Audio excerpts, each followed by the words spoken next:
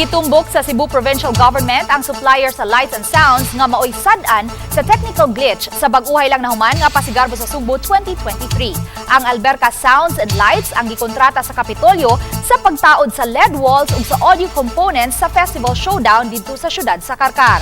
Gipadayag ni Governor Gwen Garcia nga walay control ang Kapitolyo sa technical glitches sanglit anaaman kini sa kamot sa supplier. Samtang gikwestiyon sa gobernador kung nganong adunay pasigarbo sa Subo nga mga contingents nga hanay ug hapsay ang materyales apan sa ubang mga contingents ilabi na kadtong mga bugat na palpak.